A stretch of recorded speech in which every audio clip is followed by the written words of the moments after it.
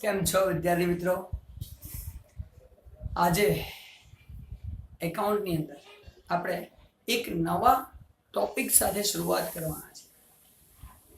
ગયા લેક્ચર સુધીમાં આપણે જે શીખ્યા એ ગયા લેક્ચર સુધીમાં શું હતું?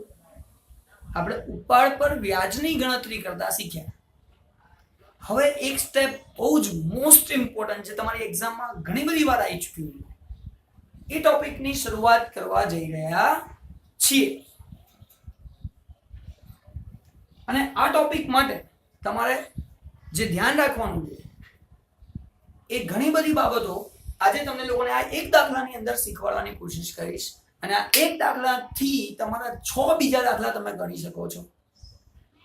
એટલે આને આખા કોન્સેપ્ટ જેટલા પણ શીખવાડું છું ધ્યાનથી જો ખબર પડી ગઈ 100% તમારી ચોપડીના 6 દાખલા ફિક્સ, ઓછામાં ઓછા 6 સમજવાની કોશિશ કરજો. અને આ છે આપણા માટે નવો ટોપિક. કયો છે? કમિશનની ગણતરી. કોઈને કમિશન આપવાનું છે, કેટલું આપવાનું એની ગણતરી કેવી રીતે કરીશું એ, અને ભાગીદારને કેટલા રૂપિયા મળશે, ભાગીદારનો નફો કેટલો થશે, એ ગણતરી આજે આપણે શીખવાના છીએ. અને ધ્યાનથી સમજવાની કોશિશ કરજો. બધી જ વસ્તુ ક્લિયર કરીશું. પણ એના માટે ફરીથી આ ચેપ્ટરના કોઈ બી દાખલા ગણવા હોય ને પહેલું કામ ક્વેશ્ચન ધ્યાનથી સમજો, પછી બીજું બધું થાય. જોઈએ હંસા, હિતેશ અને વિજય ભાગીદારો છે. તો સાહેબ પહેલા તો 3 ભાગીદારો છે એ આપણને ખબર પડી ગઈ. તેમનું મૂડીનું પ્રમાણ 3:2:1 છે. તો બધા વિદ્યાર્થીઓને સામાન્ય રીતે વાંચે છે તેમનું મૂડીનું પ્રમાણ 3:2:1 છે. પણ એક વાત કહું છું તમને, આને સામાન્ય રીતે લેવા જેવી બાબત નથી.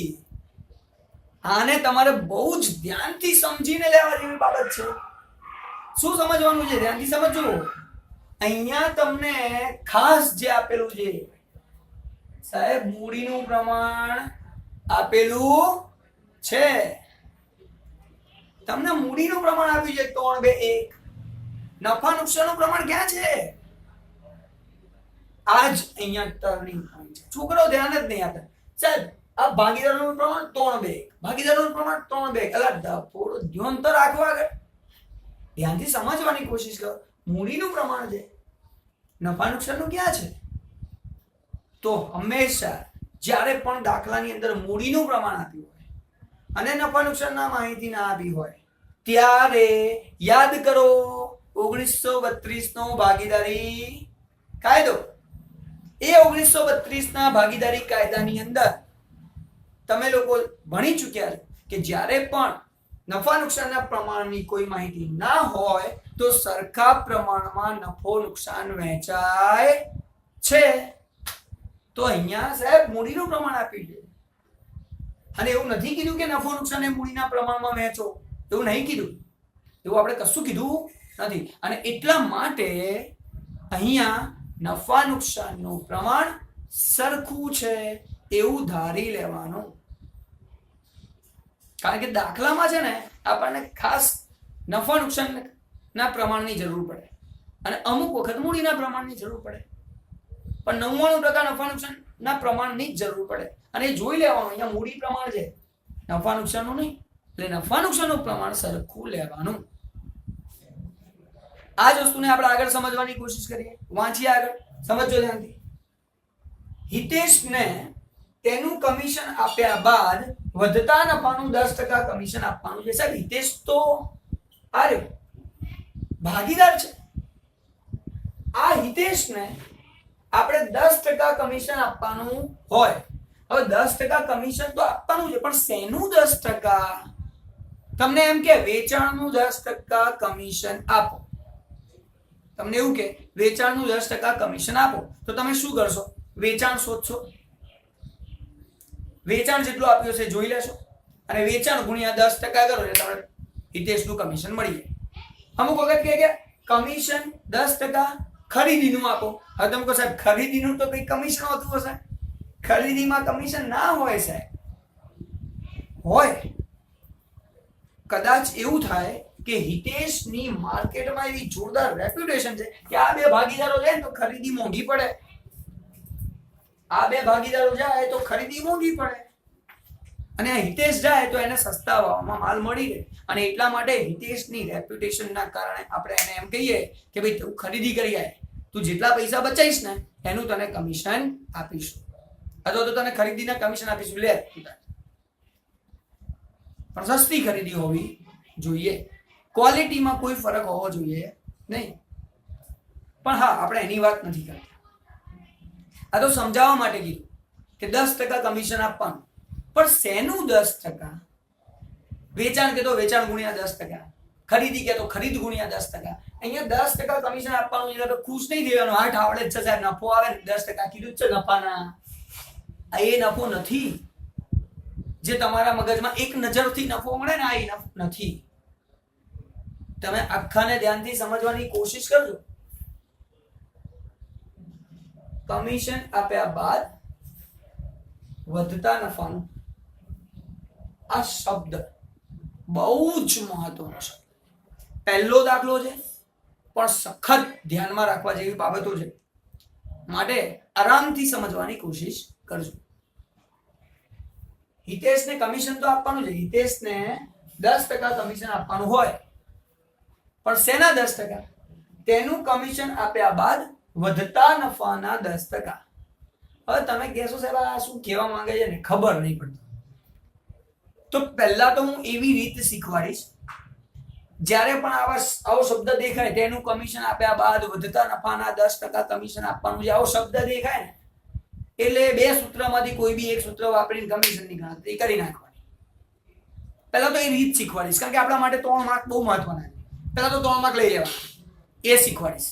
અને પછી તમને કમલ સરનો એક કોન્સેપ્ટ શીખવાડીશ જે ચોપડીમાં છે નહીં, એ ફોર્મેટ ચોપડીમાં છે નહીં, કમલ સરનું ફોર્મેટ શીખવાડીશ. અને એ ફોર્મેટથી તમને લોકોને કોન્સેપ્ટ ક્લિયર થઈ જશે. હા સાહેબ, કમિશન આપ્યા બાદ વધતો નફો એટલે કયો નફાના 10%? એ પછી તમને ખબર પડી જશે, 110% ક્લિયર થઈ જશે. પણ હા, આપણું પહેલું સ્ટેપ, જ્યારે પણ તમને આવું કે કમિશન આપ્યા બાદ વધતા નફાના 10% કમિશન આપવાનું છે, ત્યારે આપણે હમણાં જે હું લખવા જઈ રહ્યો છું એ બે સૂત્રમાંથી કોઈ બી એક સૂત્રનો ઉપયોગ કરીને દાખલો ગણી શકાય. પણ માહિતી કઈ આપી છે એના ઉપર આધાર રાખે છે કે કયું સૂત્ર વાપરવું. આ બંને સૂત્ર કમિશનની ગણતરીના હશે, અને જ્યારે આવો શબ્દ આપ્યો હોય તો અને તો જ એ સીધું વાપરવાનું.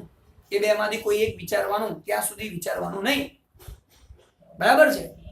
તો અત્યારે મેં આટલું વાંચ્યું ને, તો બે સૂત્ર તમને લોકોને શીખવાડી દઉં, સમજજો ત્યાંથી. આ બંને સૂત્ર શેના માટે છે? કમિશનની ગણતરી માટે. તો અહીંયા લખીશ,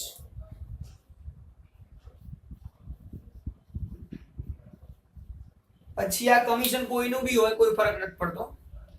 આ કમિશન કોઈ ભાગીદારનું હોય, કોઈ મેનેજરનું હોય, કોઈ આપણા કર્મચારીનું હોય, જેને કમિશન આપવું હોય આપે. જો આવું કીધું હોય ને, તેનું કમિશન આપ્યા બાદ વધતા નફાનું કમિશન, તો આ બે સૂત્ર જે લખવા જઈ રહ્યો છું એમાંથી કોઈ બી એક વાપરવાની છૂટ. જોઈએ છે? સમજજો ધ્યાન. તો કમિશનની ગણતરી, કમિશન બરાબર પેઢીનો નફો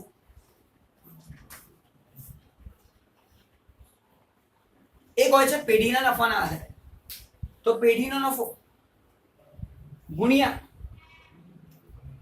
કમિશનના ટકા.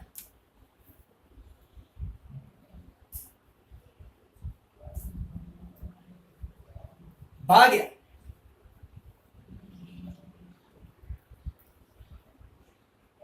100 વત્તા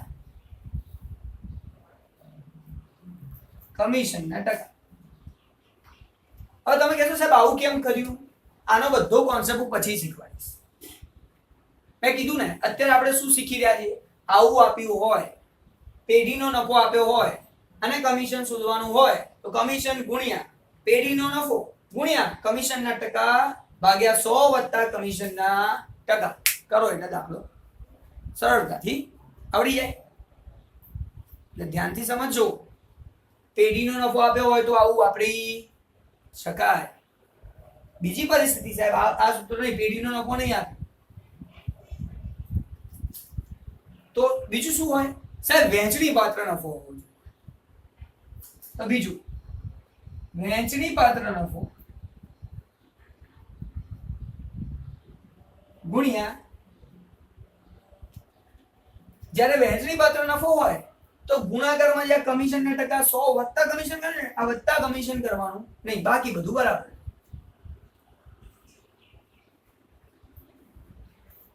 કમિશન ના ટકા ભાગ્યા 100 ઉમેરવાનું નહીં.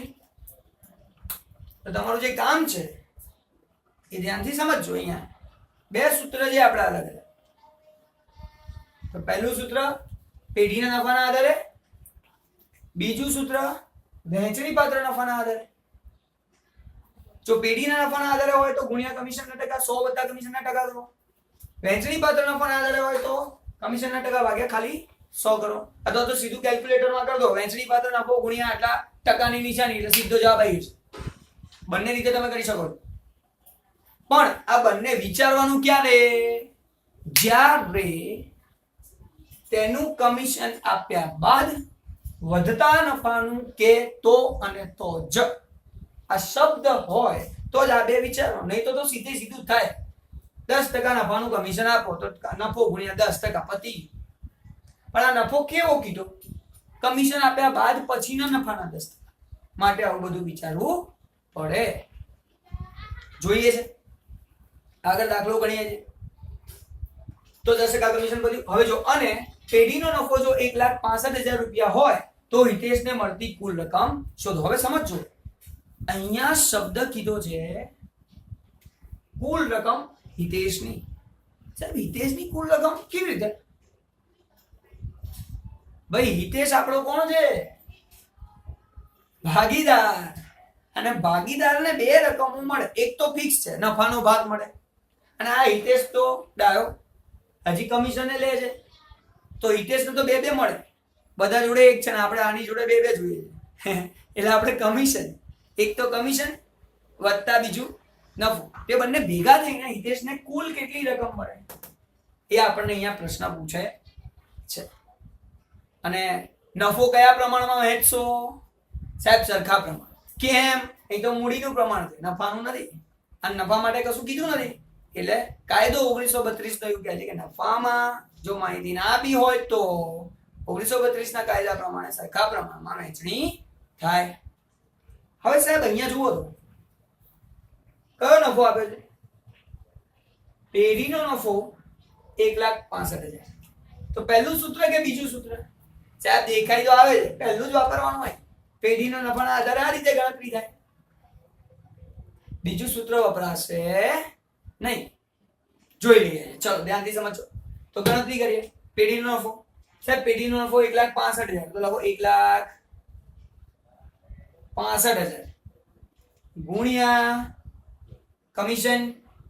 હવે કમિશન ના અહીંયા 10% છે, તો લખવું પડશે કમિશન ના 10 ભાગ્યા 100 વત્તા કમિશન ના ટકા. સાહેબ કમિશન ના ટકા 10. અહીંયા 20 હોત તો 20 ભાગ્યા 100 વત્તા 20 120. 30 હોત તો 30 ભાગ્યા 100 વત્તા 30 130. 25 હોય તો 25 ભાગ્યા 125. પણ આવું ક્યારે? પેઢીનો નફો હોય તો પેઢીનો નફો 1,65,000 ગુણ્યા ગણતરી કરીએ 1,65,000 ગુણ્યા 10 ભાગ્યા 110. અને જો આનો તમે જવાબ લાવશો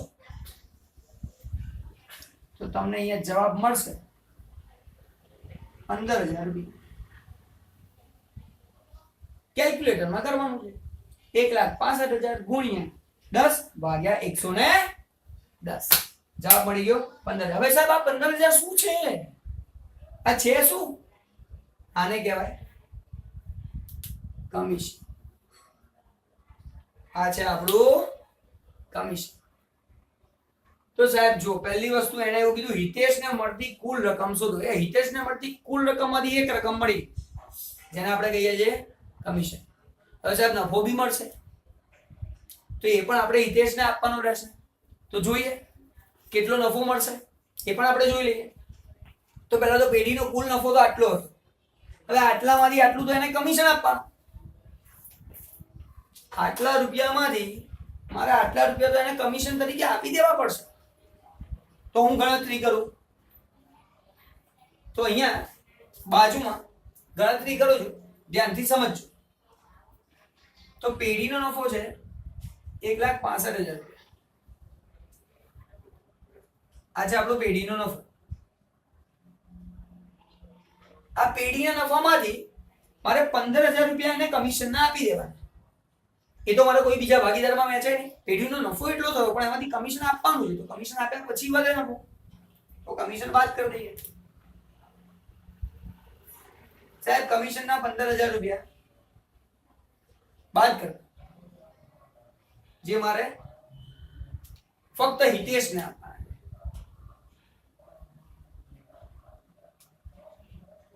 તો બાદ કર્યા પછી રકમ કેટલી વધી? 1,50,000 રૂપિયા. સાહેબ 1,50,000 કયું કમિશન છે? તો આને તમે એમ કહી શકો છો કે જુઓ કમિશન બાદ કર્યા પછીનો નફો જે અહીંયા કીધું છે કમિશન આપ્યા બાદ વધતો નફો આ છે. પેઢીના નફામાંથી કમિશન બાદ કરો એ બાદ કર્યા બાદનો નફો. તો કમિશન બાદનો નફો. આનું બીજું નામ શું? વહેંચણી પાત્ર નફો.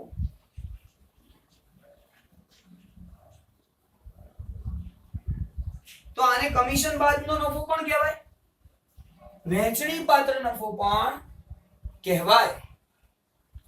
સાહેબ આને વહેંચણી પાત્ર કેમ કહેવાય? તો તમને લોકોને ખબર છે ધંધામાં જે પણ કઈ નફો થયો એ નફામાંથી કમિશન આપી દો. હવે કશું આપવાનું રહેતું નથી, બધું પતી ગયું. તો જે નફો વધ્યો એ કોનો? ભાગીદારોનો. અને બધા ભાગીદારોમાં વહેંચાઈ જાય એટલા માટે એને વહેંચણી પાત્ર નફો પણ કહેવાય. પછી આ કમિશન બાદનો નફો પણ કહેવાય. કેમ સાહેબ જો પેઢી છે એમાંથી કમિશનનો નફો કમિશન બાદ કરી દીધો તો કમિશન બાદનો નફો. આ કમિશન પેઢીનો નફો એ કમિશન પહેલાનો નફો અને આ કમિશન બાદનો નફો. તો આ પહેલાનો નફો અને આ બાદનો નફો. હવે આ બાદનો નફો છે એ ત્રણેય ભાગીદારોમાં વહેંચાય. કયા પ્રમાણમાં? 3-2-1 નહીં, 3-2-1 માં ના થાય. આ તો કયું પ્રમાણ છે? મૂડી. મારે કયા પ્રમાણમાં વહેંચવાનું છે?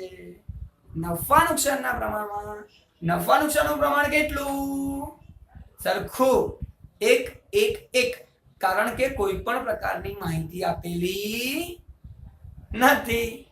તો આપણે આ નફાને 3 ભાગીદારોમાં સરખા પ્રમાણમાં જો વહેંચીએ, આ ત્રણેયનું નામ પણ આપણને આપેલું છે હંસા, હિતેશ અને છેલ્લું વિજય. સાહેબ આ ત્રણેયને વહેંચો સરખા પ્રમાણ. તો 1,50,000 ભાગે 3 કરી દો એટલે દરેક જણને 50,000 રૂપિયા મળશે. દરેક જણને 50,000 રૂપિયા મળશે. તો દરેકના 50,000 રૂપિયા. તો જો તમને એવું પૂછવામાં આવે કે હંસાને કેટલી રકમ મળે તો સાહેબ 50,000. નફાની રકમ 50,000. હિતેશનો નફો કેટલો મળે? 50,000.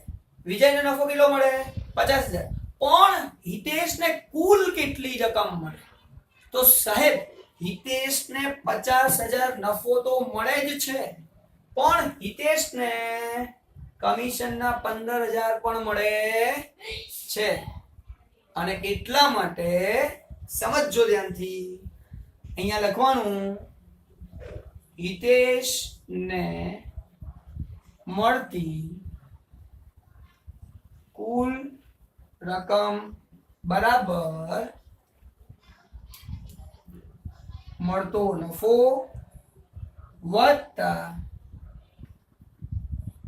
કમિશન. તો હિતેશનો નફો કેટલો છે? સાહેબ 50,000 રૂપિયા. તો 50,000 રૂપિયા હિતેશનો નફો થયો વત્તા હિતેશને કમિશન કેટલું સાહેબ આવ્યું 15,000 રૂપિયા તો 15,000 રૂપિયા કમિશન તો હિતેશને મળતી કુલ રકમ 65,000 રૂપિયા થાય તો અહીંયા જે આપણો જવાબ છે ને એ આપણને મળી ગયો હિતેશને મળતી કુલ રકમ શોધો તો હિતેશને મળતી કુલ રકમ બરાબર 65,000 રૂપિયા સિમ્પલ હવે દાખલો પતી દાખલામાં જે પૂછ્યું હતું એ આપણી વસ્તુ પતી હવે જે આપણે વધારાની વાત સમજવાની છે ધ્યાનથી સમજો મેં તમને એવું કીધું હતું કે આ દાખલાની અંદર આપણે અમુક વસ્તુ ક્લિયર કરવાની છે કે પેઢીનો નફો આપ્યો છે તો કમિશનની ગણતરી આપણે 15,000 આ રીતે કરી પણ વહેંચણી પાત્ર નફો આપ્યો હોય તો ગણતરી કેવી રીતે થશે એ આપણે હવે જોવા જઈ રહ્યા છીએ સાહેબ પણ વહેંચણી પાત્ર નફો દાખલામાં છે ક્યાં અલા દાખલામાં નથી શું વાંધો છે કમલ સરે શોધી કાઢ્યો અહીંયા આ રહ્યો પેઢીનો નફો એમાંથી કમિશન બાદ કર્યું તો આ મળ્યું એને નહોતું કીધું એને કહેવાય વહેંચણી પાત્ર નફો અને આનું બીજું નામ બી કીધું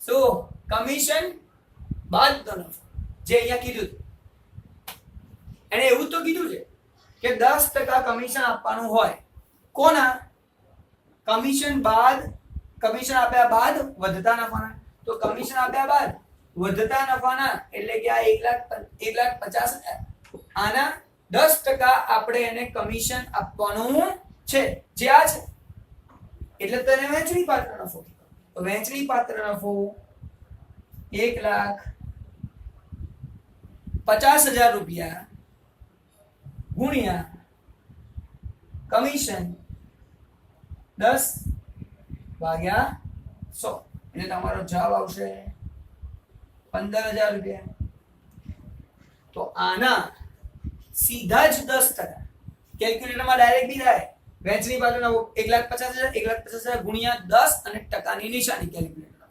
સીધો જવાબ 15,000 રૂપિયા જેવી રીતે વેચાણના 10% કે તો વેચાણ ગુણ્યા 10% ખરીદીના 10% કે તો ખરીદ ગુણ્યા 10% કમિશન આપ્યા બાદ વધતા નફાનો 10% કે સાહેબ કમિશન આપ્યા બાદ વધતો નફો આ છે આના 10% તો 1,50,000 ગુણ્યા 10% અને આનું બીજું નામ છે વહેંચણી પાત્ર નફો તો વહેંચણી પાત્ર નફાના 10% તમારો જવાબ 15,000 તો કમિશન શોધવાની બે રીત જ્યારે આવી માહિતી આપી હોય ત્યારે ધ્યાન રાખવાનું બે સૂત્રથી તમે કામ કરી શકો છો એટલે સામાન્ય વિદ્યાર્થીઓ જે લોકોને 3 માર્ક્સમાં ઇન્ટરેસ્ટ છે જે બહુ થોડુંક સમજવામાં એમને તકલીફ થાય છે એ વિદ્યાર્થીઓ માટે ખાસ દાખલો વાંચો આ શબ્દ દેખાય તો મગજમાં ક્લિક કરો પેઢીનો આપ્યો છે કે વહેંચણી પાત્ર નફો આપ્યો છે આ બંનેમાંથી કોઈ એક વસ્તુ હોવી ફરજિયાત છે નહીં તો દાખલો ગણી શકાય નહીં અને જો દાખલામાં ના આપ્યું હોય તો આ બંનેમાંથી કોઈ એક રકમ શોધવાની અને પછી દાખલો ગણવાનો અને એટલા માટે ધ્યાનથી સમજો અહીંયા દાખલાની અંદર પેઢીનો નફો આપ્યો તો મેં ગણતરી કમિશનની આ રીતે કરી અને કમિશન આપ્યા બાદ પેઢીમાંથી કમિશન આપ્યા બાદનો નફો શોધ્યો અને એ બધાને વહેંચી દીધો જો દાખલામાં મને આની જગ્યાએ 1,50,000 આપ્યા કમિશન આપ્યા બાદ નફો આટલું 1,50,000 કહી દીધું તો 1,50,000 ના સીધા 10% કરતોય 15,000 મને કમિશન મળી જાય મહત્વની વસ્તુ એવું કીધેલું હોવું જોઈએ કમિશન આપ્યા બાદ વધતા નફાનું કમિશન આપવાનું છે હવે તમે તમારી ચોપડીમાંથી 110% કમિશનને લગતા અને નફાની વહેંચણીને લગતા દાખલાઓ ગણી શકો છો મને વિશ્વાસ છે પણ હા શરૂઆતમાં એક જ દાખલો છે ને એટલે કદાચ થોડી ઘણી તકલીફ રહેશે હજી આપણે બીજા 2 લેક્ચર ભણવાનું અને એ ભણ્યા પછી તો કશું જ ટેન્શન રહેશે નહીં thank you very much next લેક્ચરમાં આપણે મળીએ છીએ આની સાથે જ આના કરતા એડવાન્સ દાખલાઓ થેન્ક યુ વેરી મચ